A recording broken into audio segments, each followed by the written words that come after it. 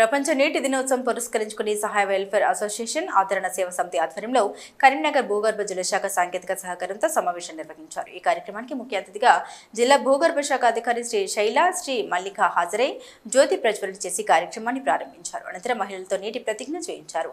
మహిళలకు నీటి పొదుపుపై అవగాహన కల్పించారు. ఈ సందర్భంగా జిల్లా భూగర్భ శాఖ అధికారి మాట్లాడుతూ ఈ వేసవి కాలంలో ఏ ప్రదేశంలోనైనా నీటి ఎద్దడి ఉంటుందని, కాబట్టి నీరును ఎలా పొదుపుగా వాడుకోవాలో ప్రతి ఒక్కరు తెలుసుకోవాలని కోరారు. అదేవిధంగా నీటి పొదుపు విషయంలో మహిళలది ప్రథమ పాత్ర అని ఈ సందర్భంగా వారు తెలిపారు.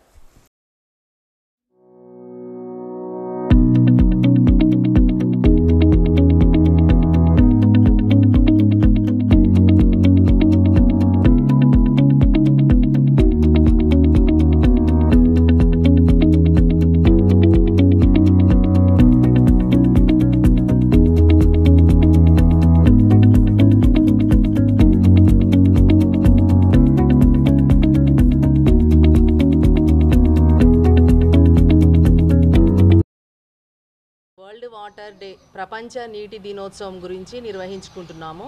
ఇంత చక్కటి వాతావరణంలో ముఖ్యంగా నీరు పొదుపు చేయడంలో మహిళలదే ప్రథమ పాత్ర. సో ఈ మీటింగ్కు మహిళలే హాజరు కావడము చాలా సంతోషంగా ఉంది. మేము ఈరోజు ఈ నీటి దినోత్సవాన్ని జరుపుకొని కొంత మోటివేషన్, కొంత అవగాహన మహిళల్లో కనిపించే అవకాశం రావడానికి నేను చాలా హ్యాపీగా ఫీల్ అవుతున్నాను. భూగర్భ జల శాఖ నుండి మనము కరీంనగర్ జిల్లాలో మనం చెప్పవలసింది ఏంటంటే, ఇప్పుడు వచ్చేది వేసవికాలం. వేసవికాలంలో నీటి ఎద్దడి ఏ ప్రాంతంలోనైనా ఉంటుంది. దానికి ముఖ్యంగా మనం పొదుపు పాటించాలి. పొదుపు ఎట్లా పాటించాలి? నీరు వృధా చేయకుండా తక్కువ నీటితో మనం పనులను చేసుకునేటట్లు అలవర్చుకోవాలి.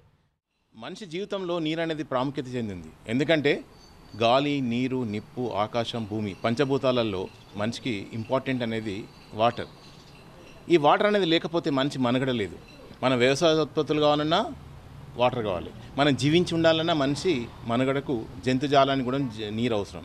మరి అటువంటి నీరు ఇలా చూస్తే భూగర్భ జలాలు అడగంటిపోతున్నాయి.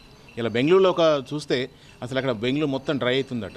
అటువంటి పరిస్థితి కూడా మన తెలంగాణ ప్రాంతం రావద్దని కోరుకుంటూ ఈ యొక్క వాటర్ డే నిర్వర్తించిన ప్రతి ఒక్కరికి ధన్యవాదాలు. నా వంతుగా నేను రూప్ టాప్ వాటర్ అని ఒక ప్రాజెక్ట్ తీసుకుంటున్నాను. అది సౌత్లోనే చాలా ప్రాముఖ్యమైన ప్రాజెక్ట్ చేస్తున్నాను.